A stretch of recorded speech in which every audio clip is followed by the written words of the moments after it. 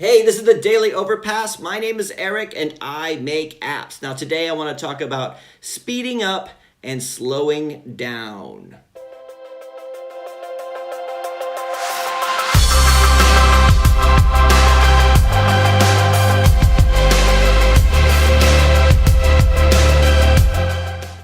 So it is 9 o'clock at night and I am in the office because I had a meeting scheduled at 8:30 about half an hour ago, right? Now, it is not uncommon for me to be in the office at this time of night, but most of the time if I'm working late, it's because either we're behind on something or because I'm working on something that I really enjoy working on, not so much because of client meetings. But every so often you'll get a new client and for whatever reason they can't meet with you during business hours, and that's perfectly fine. We say, okay, we can have our phone conversation at 8:30. But the thing is, today was completely busy. It was one of those manic days where you wake up and I had a client meeting in the morning, like at 10 o'clock in the morning, and I get ready for the client meeting, and then I had another client meeting in the afternoon, and we have this new project that we've taken on, which wasn't a project that we started, but it was another development firm was working on, and the client came to us saying, hey, we kind of lost faith in these guys. Can you take it over? And I said, sure. And they said, we got really tight deadlines. I said, we'll see what we could do. So we're quickly rushing through trying to get that done, and we're getting chased on that, and I hate getting chased. So we're rushing through trying to get that done, right? Working the day through, and then I realized it's 5 o'clock, and I realized, oh, it's parent-teacher evening tonight. I have to get home because I promised I would make dinner tonight, and all of a sudden it's already 5:30. So I rush home, and I think, what can I make this really quick? I'll make beans on toast because it's the fastest thing that I could think of. So it's like, slap, slap, slap. Here you go, kids. There's your dinner, and then rush back to the office, and I realized it's already 8:25 and my meeting's at 8:30, and it was only a couple hours away or a couple of miles away. So I get in the car and I start driving, and that's when you hit all the road works, and that's when people start crossing the road really slowly, and you just go, come on, I'm late, and then everything's just slow, and then finally I pull into the driveway of the office building. I dash up the stairs, I run into the office, I fling open the door, I go to the phone to pick it up, and I realize it's only 8:31, so I'm only 1 minute late, and I pick up the phone to call, and then I see there's an email sitting there that came in at 8:30 saying, I'm sorry, Eric, I can't make the meeting after all.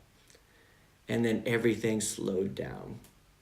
It didn't bother me so much that the meeting was canceled. It was mainly because I stressed out so much about it, rushing around everywhere, go, go, go, go, go, and then everything stopped. Now, there was a really good reason. It was some like a hospital visit or something like that, or hospital something. It involved the word hospital, so I knew that was serious. Although it could have been, my favorite episode of Simpsons was on. I wouldn't really know, but I'll take their word for it. But it didn't really bother me. It was just a go, go, go, and the stress involved, and then it didn't happen in the end anyway. Because to be honest with you, I didn't really want to have a meeting anyway. I mean, I could have think of better things to do, but a lot of the times in software development, you get this pace of you're moving at full speed or you're stopped. You're rushing to meet a deadline, or you're waiting for requirements, or you're waiting for specifications, or you're waiting on something, or you're full out. And a lot of times when you're working on a project, you're waiting on something and the deadline never moves, but the more you're waiting on something, that means the less time you have to work on something.